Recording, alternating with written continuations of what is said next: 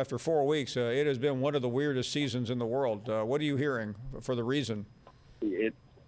Part of it, I think, is you lost a lot of big-time quarterbacks, and so we see that drain of talent at Clemson where they look much different than they have in the last 5-6 years. I mean, to me, that's a big thing. Obviously, Ohio State has some issues on defense. That's another thing. So some of those programs that have been such a given have struggled, and I think what you're seeing is some really good quarterbacks emerging at other places. And look, I mean, to me, two of the most interesting games are going to be in the SEC. I think Arkansas, what they have done in the first month of the season, has grabbed everybody's attention. And it's pretty remarkable how Sam Pittman has turned that program around the way he has. And let me jump off there for a second and ask you. We know he's a cool guy. He's authentic. He's all these things that you don't see very often. But what has he done? Obviously he's hired good coordinators too. But why is this program so blazing hot right now? I think because he's really preached physicality above all else. You saw them just take it to Texas. You saw him whip Texas A&M last week. There felt like nothing was fluky about that. You mentioned the coordinators. He's got a good offensive system. I really think Barry Odom, we saw Barry Odom really shut down the air raid last year with the way he attacked it from a game plan sense, and people have adopted that. I think he has put together a good staff, but the biggest thing I think is he's given them a real identity in the way that they were kind of spinning their wheels previously. And now it's one thing to do this for the first month. I think, honestly, there's a challenge where a lot of people probably didn't give them enough of the credit. You know, they have a dynamic, big physical quarterback who was, when he was in the game, I know he was banged up in the game, but he factors into what they like to do. And they have a difference maker outside in Trey Burks, who's whatever, 6'3", 225, with like the biggest hands of any receiver in the game. I think that really puts a lot of stress on defenses to kind of pick your poison, because you know this, they're going to come at you and punch you in the face, and there aren't a lot of teams that bring that level of physicality, and I think that starts with the guy who's in charge. Bruce Feldman with us from the Athletic. Let's talk about Lane Kiffin for a second and Matt Corral, two subjects you're very familiar with. Lane will join us in a few minutes, and Bruce, it's breathtaking to think about where he was. 8 years ago this coming weekend versus where he is right now? Yeah, I mean, look, credit to him because he has made some evolution, certainly as a offensive mind. I think a lot of that evolution came when he was in Tuscaloosa, and some of it was out of necessity, and Nick Saban trusted him and trusted the staff to go really research and develop some of the things. And I think some of those, his feel for attacking defenses, I think that part has always been there. You saw a lot of that back in the USC days. He's just got a really good feel for play calling. But he has a really good knack for showcasing talent.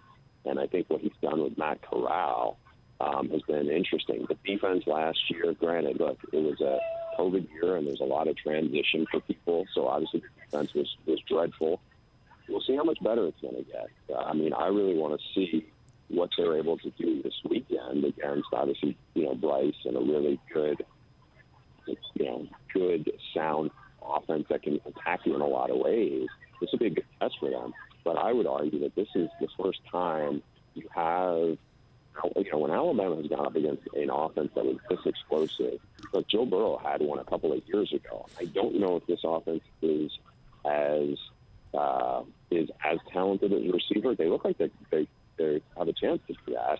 It's going to be an interesting game to see how Alabama responds because of the up-tempo and the identity that Lane has brought them and how the level of confidence Corral is playing, because he's not just got a big-time arm. He is really, really good at making plays with his feet and keeping the defense on its heels. Bruce, a week ago we were still overreacting, or were we, to what Alabama did down in the swamp. With a little more reflection, maybe hearing that some of the players in that game were not 100%, that's not an excuse. It's just something that Nick Saban said today in relation to one of his star linebackers. What is your take of Alabama after 4 weeks? They're really, really good. I mean, remember, they lost as you know, 5 first-round picks off offense, and Bryce Young has hit the ground running and been remarkable. He's incredibly poised and in control. But this is going to be a different level test for them, I think, because of just how explosive Ole Miss's offense is. But you know what? They looked great in the first couple of weeks. Miami wasn't very good. I think we see that right now. I'm interested to see how they play in a game. It's a 2-touchdown spread or so, and I feel like it's going to be a lot closer than that. But at the same time, you know that record. Nick Saban is 23-0 against his former coaches. And I just don't know if for 4 quarters they will be able to, like Nick Saban is so good, his staff is so good, they find a way to win these kind of games. And I wouldn't bet against them. A couple more moments with Bruce Feldman. Bruce, just looking around the country, we know Alabama, we know Georgia. We think we know Oregon, but what else? Is there another team right now or teams that you think maybe not on the same level, but at least in the same ballpark? I'm interested to see what we see from Cincinnati. Luke Fickell has a lot of speed on defense. He has a really good quarterback in Desmond Ritter. They have a bye week now. They're coming off of playing Notre Dame. I want to see, is Cincinnati a legit playoff contender? I think they're really good. I just don't know if there is a gap there.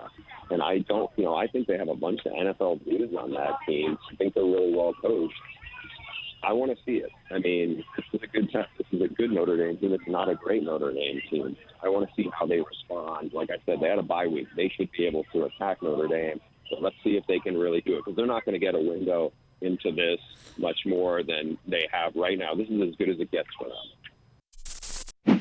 Thanks for watching ESPN on YouTube. For live streaming sports and premium content, subscribe to ESPN+.